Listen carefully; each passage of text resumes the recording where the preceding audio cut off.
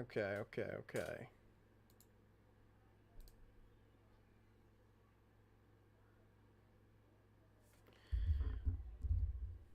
All right, welcome to the Wrestling Pod. I am your host, Carlito Santiago, and today we're here to talk about what went down on Monday Night Raw 5 days before Night of Champions, where John Cena will defend the Undisputed WWE Championship against CM Punk. And the 2025 King and Queen of the Ring will be crowned. Raw hit Netflix airwaves with a packed episode in the Nationwide Arena in Columbus, Ohio. So, Seth Rollins and Paul Heyman, Braun Breaker, and Bronson Reed opened the show. The Visionary claimed he was responsible for Roman Reigns, that CM Punk was only back because WWE wanted to milk Rollins' hate for him, and that Cody would not have been back if it was not for him. Fair. He said there are champions like Cena and Gunther who believe they are at the top of the business, but ultimately Rollins is the end game. There wasn't much in the way of the new content here, but Rollins spoke with such conviction that it was an effective promo in that it was believable. The audience bought into what he had said because he delivered it with the passion of a man who knew what he was saying, what he was saying was gospel. Quality mic performances that elevated any segment, and that was certainly the case Monday night. What do you want? Rollins asked fans, a question for which an answer will be impossible for a traditionally fickle bunch. The Visionary rightfully called them out for cheering Punk and Roman while singing his song. They're all running a race for second place. This is the finish line. This is the end game. And it'll always be Seth freaking Rollins. It's a passionate promo here. Rollins did a great job pulling the fans in to show that he is, of course, the ultimate. Okay.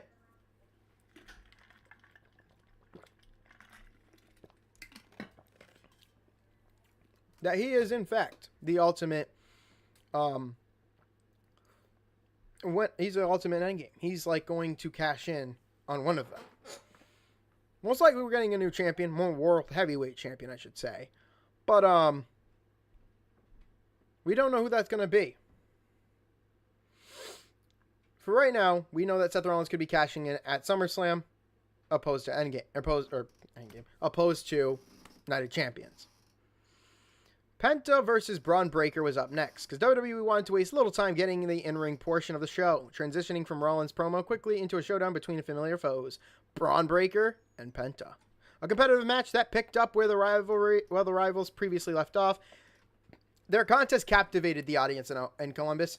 Each combatant nearly scored a victory, with Penta having his best chance with it following a Mexican destroyer. Breaker, though, recovered and caught Penta in midair for a spear, driving him into the mat and scoring the victory. After the match, Rollins warned the luchador to stay out of his business. This was a strong match that wasn't always pretty, but had fans biting on every near fall, high spot, and close call, leading to an electric finish. It worked and kicked off the in-ring portion of the show on the right foot, setting the bar for the rest of the show's biggest matchups.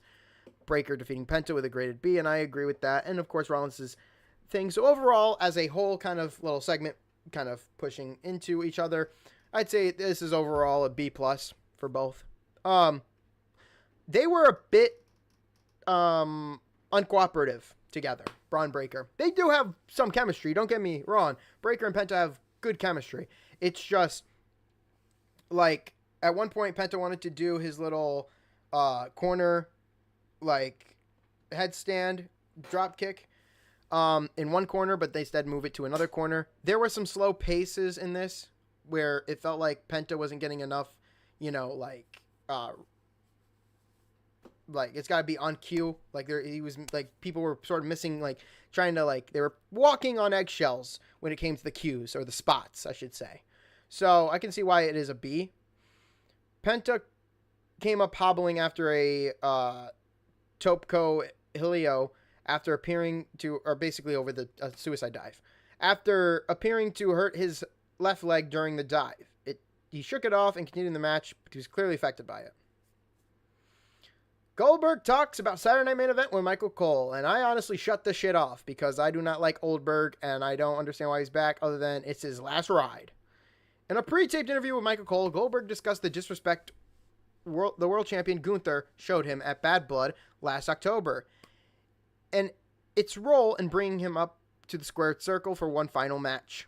He said he stowed over it, felt embarrassed, and was not willing to let the ring general's actions stand.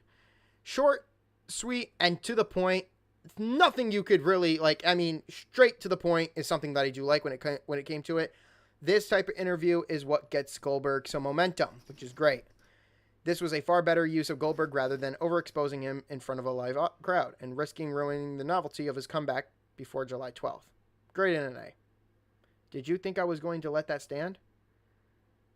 Goldberg officially referenced the Saturday Night Main Event as his retirement match. Cole reiterated as much after the video package aired. Interesting dilemma, isn't it? True. So, there's no predicting this. I mean, we all know Goldberg's not fucking winning. Backstage, Finn Balor attempted to rally the remaining members of the Judgment Day following the news of Liv Morgan missing a couple months of action. Well, more than a couple months. Following her shoulder injury suffered last week by Kairi Sane. You would think that maybe Raquel wants to get some revenge on Kairi Sane, make it feel real, like Kairi Sane's behind this injury and I know it is. I'm going to go beat her up. No. Instead, Roxanne Perez, who was also on the receiving end of Balor's motivational effort, squared off with Jade Cargill in the second semifinal Queen of the Ring tournament. But not to mention that, later he kind of riled her up in efforts to take out Rhea Ripley. So, yeah. Stand on business. A surprisingly competitive match saw Perez target the injured left leg of her taller, stronger opponent for a large portion of the match, keeping Cargill grounded. As the Storm fought her way back into the contest, though, her power and fury proved too much for the Prodigy. Cargill downed her with a powerbomb, then transitioned into Jaded for the victory. A post-match stare-down between Cargill and Asuka served as the final hype for their Queen of the Ring final on Saturday. The match was not always pretty, much like Breakker and Penta from earlier in the show, but this was still a solid contest with better than expected chemistry from superstars involved. Perez shined in defeat while Cargill looked like a world beater, and the Queen of the Ring tournament final between the Storm and, of course, the Empress in Saudi Arabia should make for a fun contest. So Cargill defeated Perez and will move on to face Asuka, which is nice. Balor is so sneaky, manipulative, planting the seeds for the removal of the biggest threat of his power, Morgan, by getting the remaining Judgment Day members to buy into what Perez is selling. That's good. Great to be. Yeah, I feel it. Io even mentioned a possibility of her and Asuka facing at SummerSlam, which would actually be fucking nice. And for that could go either way, honestly. The Queen of the Ring tournament finals, to me, honestly, could go either way. And it's, to me right now, unpredictable because it could literally go either way. I could see Asuka facing Io. And I could definitely see Jade Cargill facing Tiffany Stratton and a possibility of Naomi cashing in. So I could definitely see all of that happening. So, moving on. Gunther responded to Goldberg. A fired-up Gunther hit the ring to respond to Goldberg's words from earlier in the night and did not mince words.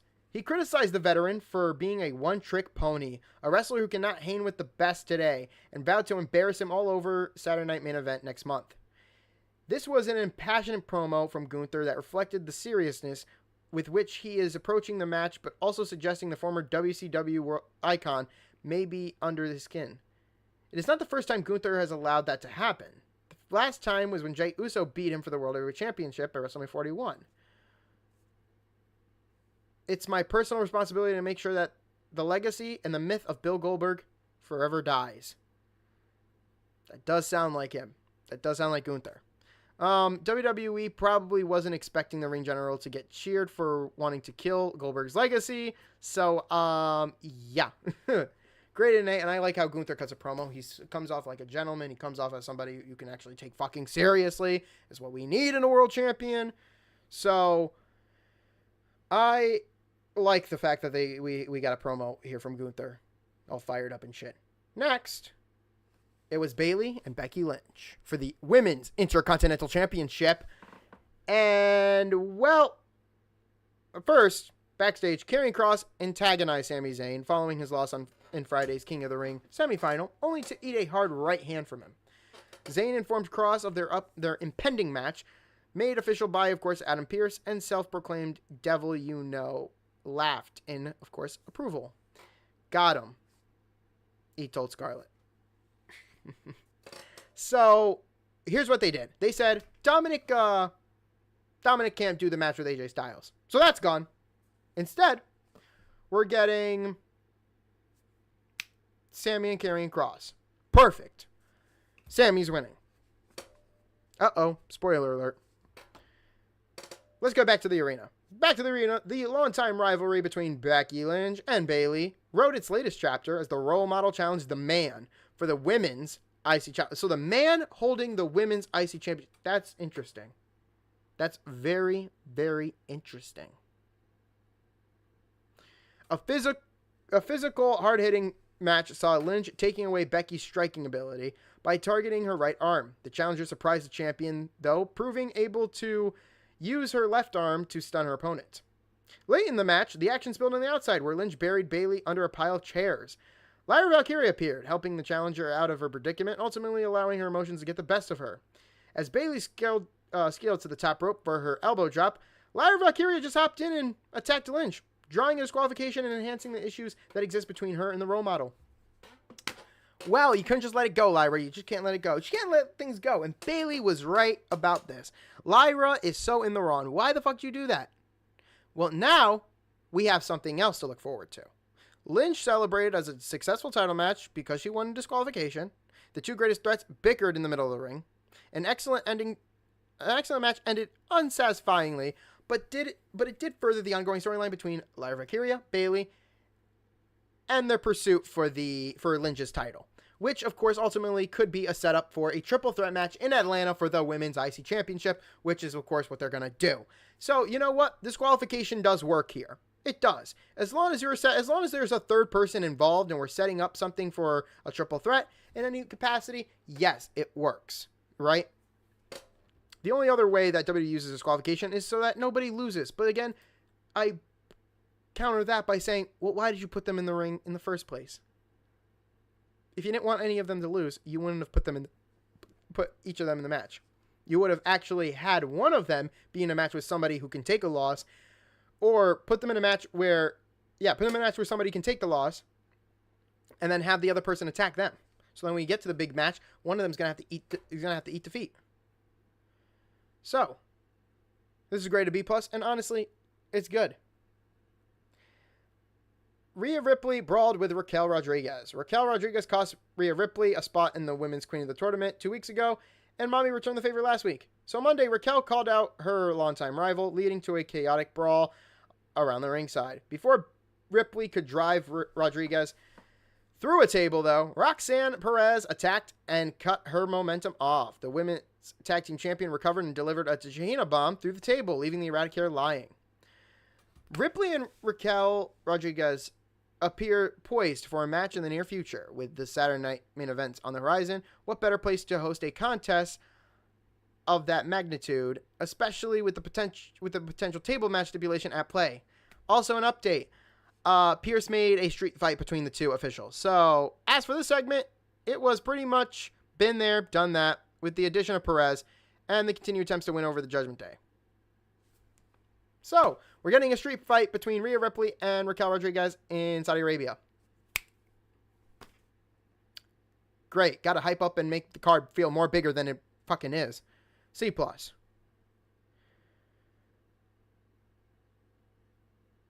Okay. Now we get to our main event. The two top baby faces. Cody Rhodes, Jey Uso. The two most popular stars in the WWE today squared off with a spot in the men's King of the Ring finals on the line. Living up to the moment and delivering a PLE-worthy match full of dramatic near falls and false finishes, Cody Rhodes and Jey Uso tore the house down in Columbus on Monday night, en route to the American Nightmare, cashing his ticket to Saudi and a showdown with his former mentor Randy Orton. Rhodes overcame a barrage of super kicks and spears to catch Uso with a super Cody cutter from the top rope before finishing the former World Heavyweight champion off with a crossroads. This was everything one could have wanted from this match, with both men saving face and ultimately showing respect for one another to close the show. And like I said, when I say babyface, this is only for really championship matches. When you have a babyface versus a babyface, it works because we know that one of them's turning heel. For this case, it's just, of course, a tournament. Again, Uso's going to stay babyface, and so is Cody. Just to point that out. Rhodes and Orton felt like the final from the start, with plenty of teases for the match across WWE TV for the last year. Whether it's a one-off or the start of an epic rivalry fans have waited 3 years for, it is the surest thing when it comes to a great match on Saturdays. So Night of Champions card. Great in an A. Imagine what it could have been if this battle of the two most popular guys on the roster had been built to over time instead of in 1 week. Sure. But then you would have had to, of course, turn one heel at that point. But overall, this show wasn't that bad. They weren't doing anything to hype up, of course. They're doing a little mini work to hype up the women's event, Evolution, but no mention of it really whatsoever. Not everything about this week was a hit, but there were several quality matches. Along the way, the main event was a banger between two of the two top faces in the WWE today. Uso and Rhodes absolutely tore the house down, delivering a great main event, while Breakker and Penta had a fun little match, along with Cargill and Perez. There were plenty of attention paid to Night of Champions while focusing on storylines that will play out beyond this weekend, including a phenomenal promo from Gunther ahead of his match with Goldberg at, of course, the Saturday Night Main Event, July 12th. A good show that was missing that stellar match or angle outside of the main event. It earns a favorable, if flawed, grade, a B. And I agree, this show was what it needed to be. It was what it's worth. Honestly, I'm kind of invested into this triple threat idea with Lyra Valkyria now, of course, barraging, or them, Bayley and her bickering back and forth. I'm kind of invested into that. Not so much the Rhea Ripley shit. The King of the Ring tournament, I'm kind of focused on. Gunther and Goldberg, you got me not hooked at all. That Penta Braun Breaker match was it was just combining those two segments alone, B+. It was fun. That first match was fun. Honestly, that's how you want to open up a show. Straight to the point, and then a match. Right, like quick. Or just start us off with a match, but you can't do that because you got to get some talking done. But no, this was a great show, and I got some updates. So, update 1 is that we've got the predictions video coming this Thursday. It might have to be a little later because I have to help my mom with a couple things. Number 2. I got SmackDown, SmackDown coming up, and I also wanted to make sure you guys can check it out on the YouTube page. Yes, I fully put it up today. I got out of work early, so I had time to do it. The SummerSlam watch-along is officially there. It is fully there. It is great. It is good. I got it set. So, the official Saturday and Sunday watch-along for SummerSlam is up. It's about to be a month away, and I cannot wait for it. And I'll have that vacation off, so I will be able to give you I'll give you guys everything. I'll be able to give you guys the review on that Monday. I'll be able to give you the Raw after SummerSlam. I'll be able to give you fucking SmackDown too. So this will be great, and I cannot wait for that. So, I will see you guys next week. I'll see you guys this Thursday, this Friday, this Saturday, and of course, this Sunday for reviewing Night of Champions. So until then, I will see you guys. Have a great day, and peace!